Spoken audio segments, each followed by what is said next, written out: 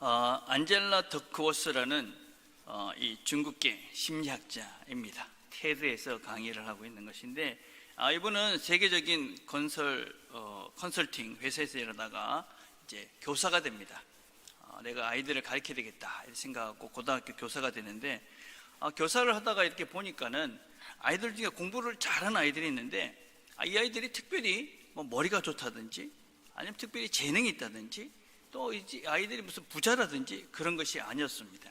그래서 이것이 뭐지? 이렇게 생각을 하고 하버드에 가서 이제 연구를 하기 시작합니다. 그래서 미군 사관학교, 초임 교사, 세일즈맨 이런 많은 사람들을 연구를 하고 난 다음에 내린 결론이 있습니다. 이런 분야에서 성공한 사람들의 특징이 있는데, 그게 뭐냐면 그릿 점수가 높다 하는 것입니다. 그릿이라는 것이 무엇이냐면 이를 끝까지 마무리 짓는 능력을 말합니다. 그래서 이 연구 결과로 인해서 이 사람은 메가더 펠로상이라는 천재들의 상이라는 아주 특별한 상을 받기도 합니다. 그리고 지금도 여전히 어떻게 하면 이 그릿 지수를 높여가서 성공적인 삶을 살 수 있을까, 이런 것을 지속적으로 연구를 하고 있습니다. 특별히 어떻게 하면 어릴 때 우리 어린 아이들이 이런 그릿 지수를 높여갈 수 있을까, 그런 연구를 계속 많이 하고 있습니다. 이분한테 질문했습니다. 어떻게 하면 됩니까?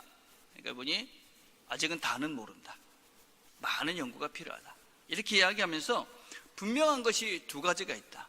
첫째는 작은 일을 성취하고 이루는 경험을 반복하게 해라.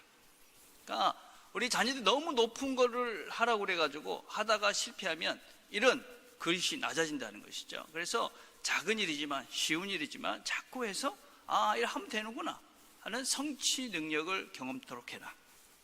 그리고 더 중요한 것이 있는데, 그것이 무엇이냐면 성장 마인드셋으로 바꾸라. 그로스 마인드셋이라고, 아이들 스스로가 난 더 성장할 수 있어, 더 잘할 수 있어, 이렇게 자기 스스로의 마음을 긍정적으로 만들고 나는 더 잘할 수 있어, 이런 마음을 가질 수 있도록 그렇게 키워가라는 것입니다. 나중에 주보를 한번 잘 보시면 거기에 두 종류의 마인드가 있습니다. 마음 자세가 있는 것이, 하나는 픽스드 마인드가 있습니다. 고정된 것이죠. 변화를 두려워합니다. 제가 뒤에 앉지 말라고 그렇게 했는데도 뒤에 끝까지 앉아 계신 분들 계시죠. 자리 하나도 바꾸는 걸 두려워하는 분들이 계십니다. 다시 한번 말씀드렸는데, 다음 주부터는 기둥 뒤에는 앉지 마시고 앞으로 오십시오. 이 앞에 얼마나 좋습니까? 그죠? 자리 하나 바꾸는 것도 잘 못합니다. 변화를 두려워하니까. 고정되어 있는 그런 태도를 가지면 생각도 고정될 수밖에 없습니다. 실패하면 끝났어, 새롭게 시작하는 건 뭔가 문제가 있는 거야. 도전하지 않으려는 태도 말합니다. 그런데 성장 마인드셋, 그러니까 이 그로스 마인드셋을 가진 사람은 실패해도 배운 것이 있다. 그리고 전략을 수정합니다. 그리고 새로운 것들, 변화를 늘 시도를 해봅니다. 그래서 만약에 내가 뭘 잘못했다, 실패했다, 그러면 이 사람은 배운 겁니다. 이렇게 하면 안 되는 걸 배우는 거죠.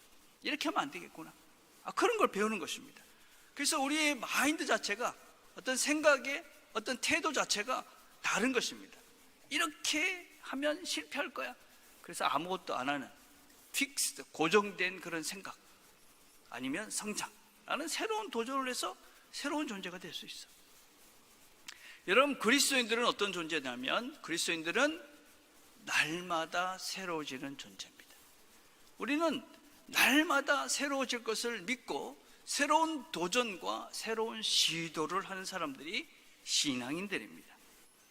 어제의 실패, 오늘의 실패, 오늘의 실수, 이거는 더 나은 걸음을 위한 연습이며 훈련이며 실패입니다. 그래서 여러분, 신앙이 좋다는 것은 무엇이냐면, 우리가 실패해도, 우리가 잘못해도, 그래, 이제는 또 다른 시작을 해보자. 신앙이 좋은 부모, 그건 누구냐? 실패를 해도 그 실패가 끝이 아니라 새로운 시작을 할 수 있도록 다시 한번 기회를 주고, 끊임없이 실패하고 끊임없이 실수하고, 그래도 너는 다시 시작할 수 있다. 하나님이 너를 새롭게 만들어 가신다. 그럼 분명과 확신을 가지고 자녀를 키우는 부모, 그게 좋은 부모들입니다. 신앙이 좋은 부모들에게는 좋은 이런 마인드를 가진 자녀들이 자랄 수밖에 없고, 이 아이들은 끝없이 실수를 두려워하지 않습니다. 실패를 두려워하지 않는 것이죠. 도전하고 새로운 것들을 시도해 갑니다. 바울은 지금 그리스도 예수의 심장으로 기도합니다. 내가 기도하노라 너희 사랑을 지식과 모든 충명으로 점점 더 풍성하게 하사. 사랑을 위해서 기도합니다. 바울은 내가 예수 그리스도의 심장으로 너희 무리를 사모한다, 그렇게 말씀합니다. 예수 그리스도의 심장으로 내가 너희들을 사랑한다. 여러분, 하나님의 사랑이 무엇일까요? 하나님의 사랑, 기독교의 사랑, 우리가 이야기하는 이 하나님의 사랑이라는 것이 무엇이냐 하는 것입니다. 도널드 번하우스라는 목사님이 계십니다. 아주 훌륭하신 성경 교사시고 또 설교자이십니다. 이분이 일본을 방문했을 때 한 호텔 비행기 이렇게 안내 데스크에서 한 여성과 대화를 하게 됐습니다. 여성은 영어도 잘하고 중국말도 잘하고 일본어도 잘하는 아주 똑똑한 그런 여인이었습니다. 이 여인과 대화를 하면서 자연스럽게 당신은 크리스찬입니까? 이렇게 물어봤습니다. 그러니까 여인이 아니다, 나는 불교도다, 그렇게 얘기를 했습니다. 그러면서 나는 예수에 대해서 들어봤고 성경에 대해서도 뭐 이렇게 대충 안다, 그런 얘기를 하는 겁니다. 그래서 대화를 하시면서 이 목사님이 이렇게 물어봤습니다. 당신은 부처님을 사랑합니까? 석가모니는, 부처는 당신을 사랑합니까? 그러니까 이 여인이 사랑이요? 나는 종교를 생각하면서 이런 사랑에 대해서, 개인적인 사랑에 대해서는 생각을 해본 적이 없습니다. 나를 사랑하지도 않는 신, 내가 사랑하지도 않는 신, 여러분에게 하나님은 어떤 존재이십니까? 여러분은 하나님을 사랑하고 하나님이 여러분들을 사랑하심을 믿습니까? 우리가 믿는 하나님은 내가 사랑하고 나를 사랑하시는 그 하나님을 우리는 믿고 따르는 것입니다. 하나님은 나를 사랑하십니다. 왜 나를 사랑하시느냐? 나를 만드셨기 때문에 그렇습니다. 내 존재를 잊게 하신 분이 그 하나님입니다. 우리가 죄 때문에 그분을 잊어버렸습니다. 예수님을 보내셔서 내가 너희들을 이렇게 사랑한다, 그 사랑을 우리에게 보여주셨습니다.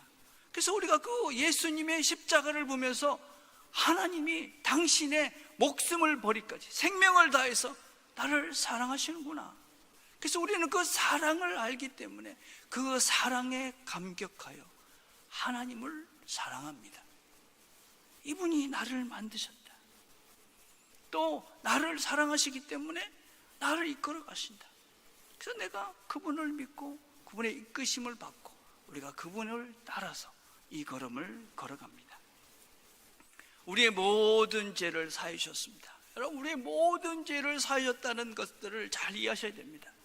우리의 모든 죄를 사해 줬다. 우리가 어떤 짓을 해도, 어떤 잘못을 해도 하나님은 이 모든 것들을 용서해 주신다. 왜요? 그분의 사랑이 이 모든 것보다 크다는 것입니다.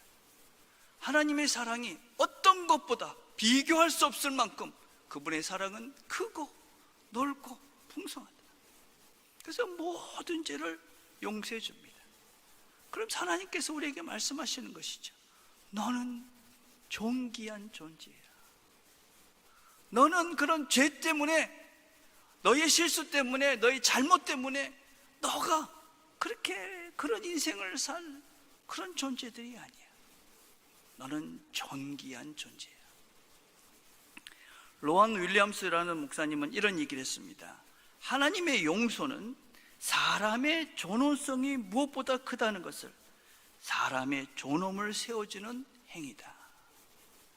하나님이 우리를 용서해 주셨다, 모든 죄를 다 용서해 줬단 말은 너희들은 어떤 것보다 존귀한 존재들이다. 어떤 것과 비교할 수 없는 귀한 존재들이다. 그래서 하나님께서 우리의 모든 죄를, 모든 잘못을, 실패를 다 덮고 여전히 우리를 사랑해 주시는 것이지. 그래서 하나님이 우리를 사랑하시는 그 사랑을 우리가 알기 때문에 하나님을 사랑하고, 하나님을 사랑하면 그 하나님의 사랑이 우리 안에 채워져 가는 것이지. 하나님이 이렇게, 이것이 사랑이구나. 그래서 우리도 다른 사람들에게 이 사랑을 하는 겁니다. 이 용서를 해보는 거죠. 당신이 나에게 행한 어떤 것보다도, 당신이 나에게 잘못한 어떤 것보다도, 당신이 나에게 준 어떤 상처보다도, 당신이 나에게 준 어떤 손해보다도 당신은 더 존귀한 존재입니다. 돈의 양보다도, 당신이 나한테 잘못된 그런 실수보다도, 그런 것보다도 훨씬 당신은 더 소중한 존재입니다. 그래서 나는 당신을 용서합니다.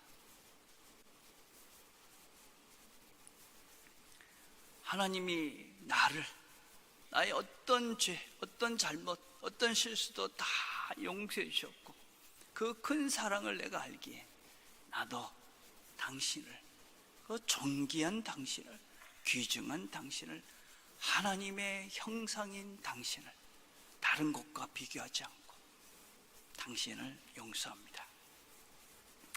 힘들고 어렵지만 당신을 용서하고 싶습니다. 쉽지 않죠. 그러나 여러분, 우리가 용서하고 사랑해야 내가 하나님의 그 풍성한 세계, 풍성한 사랑을 내가 누리며 살 수 있는 것이지. 바울은 빌립보 교인들에게 이 사랑이 가득해지기를 기도합니다. 그들에게는 이 사랑이 있었습니다.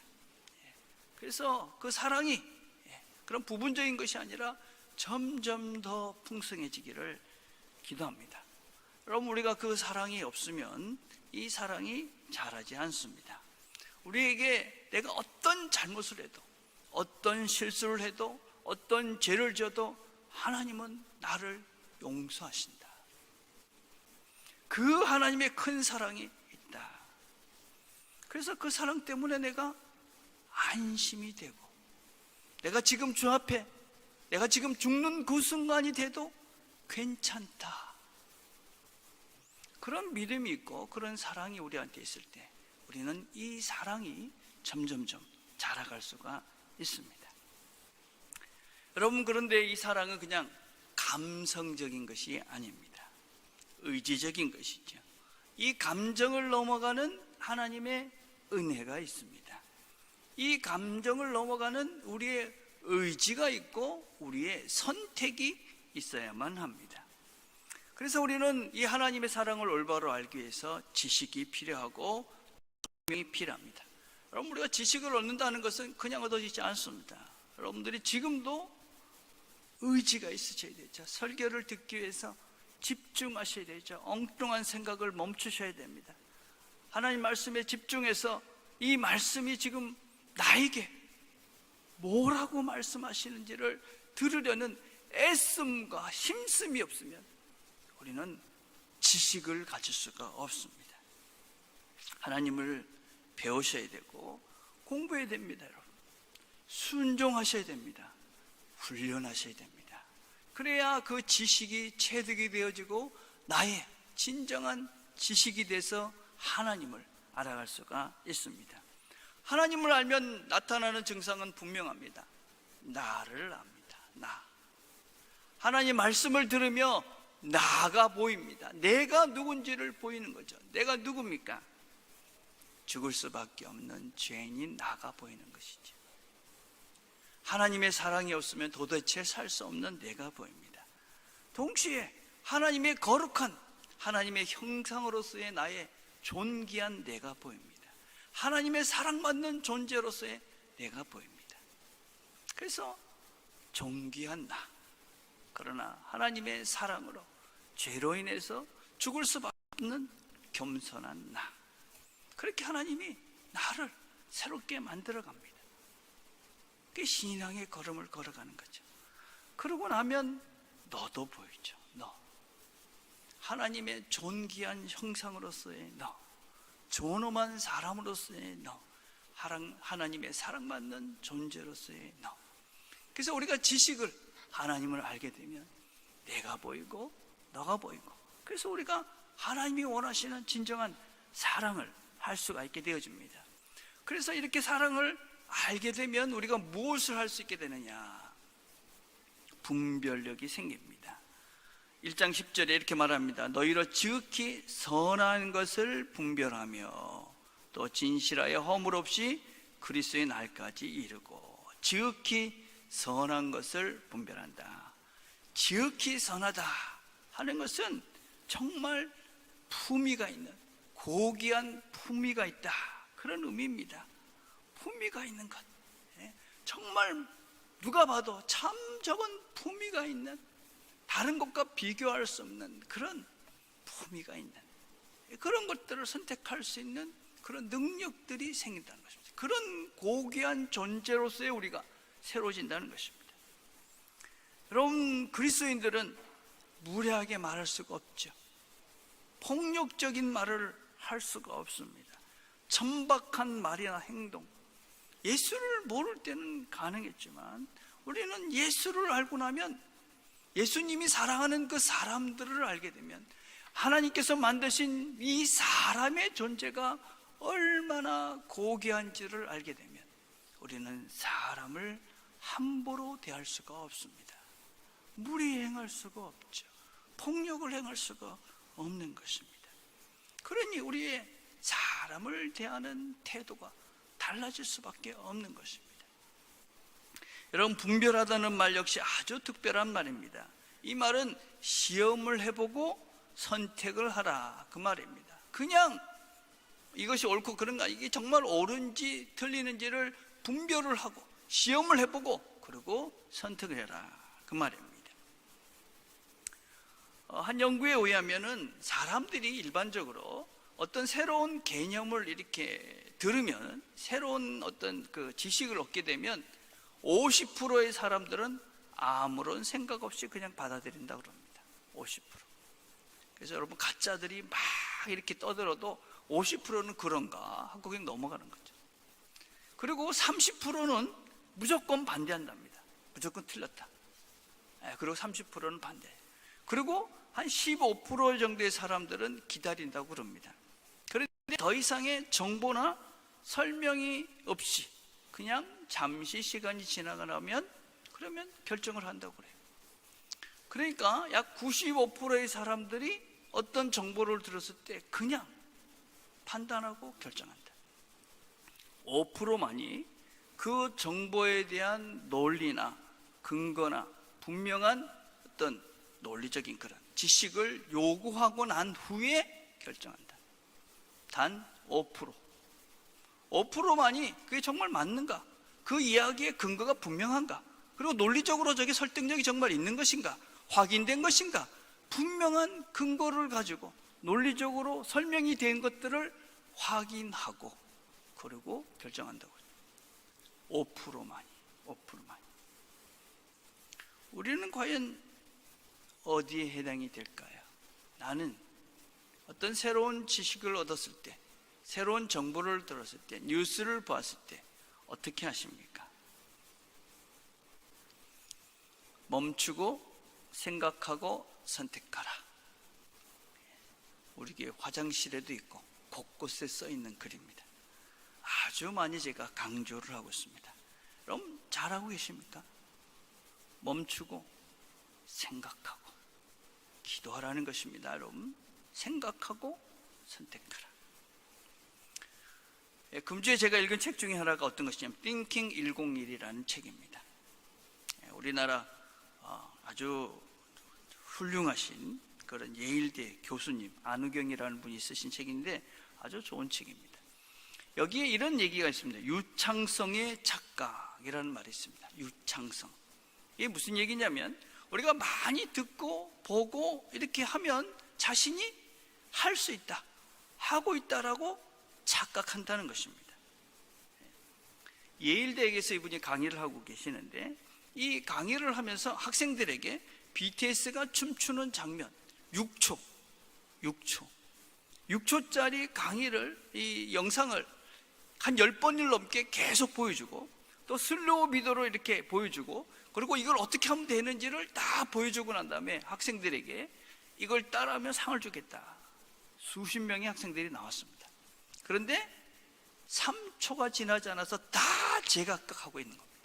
3초가 지나지 않았어요. 문워크라고 제가 한번 올려놨는데, 혹시 이거 아시죠? 이 영상이 안 나오네, 안타깝는데. 이게 이제 그 마이클 잭슨이 하는 문워크, 달에서 이렇게 춤을 추는 것 같은 그런 자세입니다. 이렇게 보면 할 수 있을 것 같아요. 집에 가서 문워크하고 한번 한 10번쯤 보시고 한번 해보십시오. 절대로 안 됩니다. 예. 사람들은 그거 보면 저거 할 수 있을 것 같아. 안 되는 겁니다. 보기만 해서는 안 된다. 연습하고 훈련하지 않은 사람이 성공하지는 못한다. 우리가 자꾸 듣고 보고 이렇게 하면 내가 할 수 있다, 하고 있다라고 착각한다는 것이죠. 신앙생활도 마찬가지죠. 내가 하나님을 믿는다 그런 소리를 계속 들으니까 안 믿는데도, 순종한다 하니까 순종하지 않는데도 본인이 착각하고 있는 것이죠. 멈추고 생각하고 선택하라. 먼저 멈추는지를 우리가 먼저 잘 생각하셔야 됩니다. 요새 근자에 나오는 책들 중에 여러 종류가 있는데, 그 중에 하나가 뭐냐면 요새 quiet time이라는 것입니다. quiet time, 조용한 시간. 조용한 시간이 필요하다. 멈추는가? 나는 지금 내가 결정하고 판단하기 전에 멈추는가? 멈추는 훈련부터 하셔야 됩니다. 제가 뉴질랜드에 가서 좀 많이 들었던 말 중에 하나가 무엇이냐면, 어떤 분과 이렇게 이야기를 하다가 뭔가 결정하기 전에 꼭 이러는 거예요. 잠깐, 내가 내 와이프한테 물어볼게. 아니면 내 하즈번드한테, 내 남편한테 한번 물어볼게. 그러고 딱 결정을 안 하는 거예요. 그러니까 처음에는 이 사람들 참 특이하다, 참 부부관계가 좋네, 그렇게 생각을 했는데, 나중에 보니까 결정을 요구하는 거죠. 그렇죠? 생각할 시간을 갖는 것입니다. 아주 지혜로운 사람들이죠. 누가 여러분들 중에 누가 우리 부인한테, 내 남편한테 물어봐야 된다 그러면 참 지혜로운 사람이구나. 우리가 살면서 급하게 결정한 것이 좋은 일은 없습니다. 그렇죠? 한 번 더 생각하고 결정을 유보했을 때, 특별히 여러분들이 어떤 결정을 할 때 막 재촉해가지고 결정을 급하게 하려는 사람, 위험한 사람입니다. 그런 사람들하고 같이 놀면 안 됩니다. 그래, 한 번 더 생각해봐. 그렇게 하셔야 되는 거죠. 그렇죠? 어떤 사람들은 생각 없이 그냥 내가 다 결정할 수 있어. 무슨 와이프가 왜 필요해? 어리석은 사람들이죠. 그런 사람들도 멀리 하셔야 됩니다. 어리석은 사람이죠. 뭔가 결정을 하기 전에 멈추는 사람, 시간을 갖는 사람. 내가 의논해 볼게, 생각해 볼게, 내 와이프한테 물어볼게, 내 남편한테 물어봐야 돼. 지혜로운 사람입니다. 멈추는 연습들을 하십시오. 멈추고 생각하고 기도하고 그리고 결정을 하는 연습들을 하셔야 우리가 지혜롭게 바른 분별력 있는 결정들을 해갈 수 있다. 또 우리가 바른 사랑들을 하게 되면, 이런 지식을 가지고 사랑을 하게 되면 어떻게 되느냐? 진실하여 허물 없이 그리스도의 날까지 이루고. 진실하고 허물이 없다, 그건 투명하다는 말입니다. 숨긴 것이 없다. 여러분, 사랑은 진실한 것이죠. 거짓은 사랑이 아닙니다. 거짓에는 사랑이 존재하지 않습니다. 이단들의 특징이 몇 가지 있습니다. 이단들의 특징의 첫 번째는 자기들은 다 맞고 남은 다 틀리죠. 나만 맞아. 두 번째는 뭐냐면 아주 폐쇄적이에요. 우리끼리 맞아. 세 번째는 아주 불투명하죠. 뭔가 꺼림칙하죠. 이건 단지 이단만의 성향이 아닙니다. 잘못된 사상이나 잘못된 이데올로기, 극단적 정치적인 편견에 빠진 사람들의 특징입니다. 다른 사람들, 혹시 나와 견해가 다르다는 사람들의 말을 전혀 듣지 않습니다. 폐쇄적이죠. 그런데 그런 사람들은 늘 뭔가 꺼름칙합니다. 남은 다 틀렸다, 나만 다 맞다. 잘못된 생각들을 하고 있는 것입니다. 우리 신앙인들은 어떤 존재냐? 넓어지는 것입니다.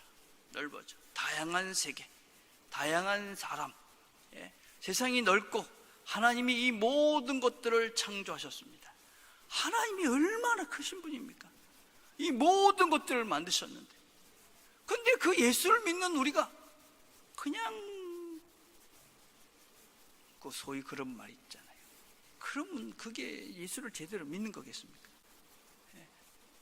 여러분, 하나님을 믿는 우리는 점점점 넓어져 가는 겁니다.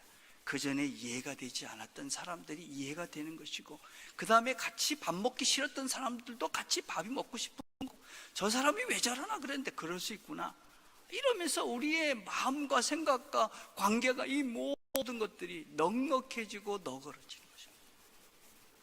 하나님을 닮아가기 때문에 넓어져 갈 수밖에 없죠. 두 번째는 깊어집니다. 깊어진다 하는 것은 낮아지는 것입니다. 예수님이 어떤 분이셨습니까? 낮아지셨죠.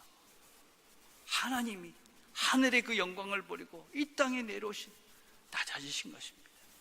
더 배워야 되겠구나, 저 사람한테도 배울 게 있구나, 더 낮아져서 겸손해지죠. 세 번째는 투명합니다. 예수님은 진리입니다. 진리는 거짓이 없죠. 투명할 수밖에 없습니다, 여러분. 외식할 필요가 없습니다. 가짜일 필요가 없는 것이, 과장할 필요가 없는 것입니다. 그분은 진리입니다. 넓어지고 있다, 더 낮아지고 있다, 투명해지고 있다. 바른 신앙의 걸음을 걸어가고 있는 것입니다. 점점점 내가 폐쇄적이고, 점점점 뭔가 흐릿해지고, 그리고 내가 점점 더 교만해져서 더 아는 척하고 잘못된 걸음을 걸어가고 계시는 겁니다. 하나님을 사랑하고 하나님의 사랑이 내 안에 가득해지면 나타날 수 있는 실제, 그게 바로 우리의 넉넉함과 겸손함과 투명함입니다. 깨끗해지는 거죠. 그런 사랑이 되면 어떤 결과를 얻게 되느냐? 예수 그리스도를 말미암아 의의 열매가 가득하다. 의의 열매, 여기서 의의 열매라는 것은 구원이 아니라 삶 속에서 나타나는 존재로서의 성품, 의로운 삶을 말합니다. 마태복음 7장 17절에 말합니다. 이와 같이 좋은 나무마다 아름다운 열매를 맺고 못된 나무가 나쁜 열매를 맺나니 이러므로 그들의 열매로 그들을 알리라. 우리의 존재, 내가 어떤 열매를 맺고 있느냐, 그것이 나의 본질이다. 나라는 사람의 근원, 나는 어떤 존재인가? 사랑의 사람이 되고 있다. 어떤 결과들이 나오느냐? 오직 성령의 열매는 사랑과 희락과 화평과 오래 참음과 자비와 양성과 충성과 온유와 절제니 이 같은 것을 금지할 법이 없느니라. 성령의 열매는 9가지가 아니고 8가지다. 사실은 사랑이라는 하나의 그런 속성들 속에 이런 다양한 희락, 화평 같은 것들이 있다. 이렇게 해석하시는 분들도 계시는 겁니다. 그래서 우리가 사랑을 하게 되면, 우리가 온전한 바른 사랑을 하게 되면 이런 결과들이 나타난다. 온유해진다. 부드러워지는 것이죠. 그렇죠? 기쁨이 넘칩니다. 따뜻해집니다. 자비와 양선이 충분해지는 것이죠. 순해지는 겁니다. 우리 표현은 순해지는 겁니다. 아이고, 저 사람 참 순하구나. 선한 사람이 되는 겁니다. 아이고, 저 사람 참 선하구나. 따뜻해지는 겁니다. 옆에 같이 있으면 온기를 느끼는 것이죠. 부드러운 것입니다. 다가가기 쉬운 사람이 되는 겁니다. 다가가고 싶은 사람이 되는 것이죠. 그래서 함께 있으면 내가 따뜻해지니까 힘이 되고 위로가 되는 겁니다. 그럼 이게 의의 열매입니다. 저는 우리 교인들이, 우리 여러분, 저를 포함해서 모두가 이런 따뜻한 온기를 품어낼 수 있는 사람, 그래서 누군가가 쉽게 다가갈 수 있는 사람, 이런 존재가 되는 것이 어떤 면에서 사랑을 하고 있는 실제다. 그렇게 우리가 하나님의 영광과 찬송이 되게 하시기를 구하노라. 그런 존재들 속에 하나님의 영광과 찬송이 드러난다. 피조물인 내가, 하나님이 만든 존재인 내가 하나님의 영광이 된다. 얼마나 떨리고 굉장한 일인지 모릅니다. 사람인, 하나님 만든 존재인 내가 하나님의 영광이 된다. 하나님의 찬송이 된다.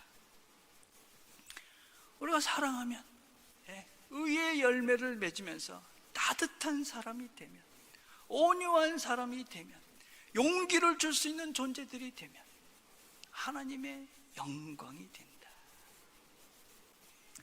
저는 이 영광의 박수를 칩시다 이런 거 별로 안 좋아합니다. 왜냐하면 우리가 의도는 하지 않았지만 하나님의 영광이 너무 가볍게 여기는 것 같아서 불편하죠. 또 다른 오해는 무엇입니까? 무슨 경기를 하다가 꼬링을 넣으면은 하나님께 영광이 되고, 대학에 수석을 했을 때 부자가 됐을 때 하나님께 영광이 된다. 그게 하나님께 영광일까요? 성경은 우리가 선한 열매, 의의 열매, 내가 따뜻한 존재가 되고, 그래서 다른 사람들에게 위로가 되어지고 힘이 되어지고 격려가 되어지고 참고 겸손하게 그렇게 되는 사랑하는 사랑하는 사람이 되면 하나님께 영광이 된다. 선한 일을 시작하신 우리 하나님께서 우리를 붙잡고 가십니다. 우리를 날마다 이 사랑의 사람으로 새롭게 만들어 가십니다. 우리를 통해 하나님이 영광을 거두실 것입니다. 날마다 이 사랑의 사람으로 새로워져가는 저와 여러분이 되시기를 주님의 이름으로 축복을 드립니다. 기도하겠습니다.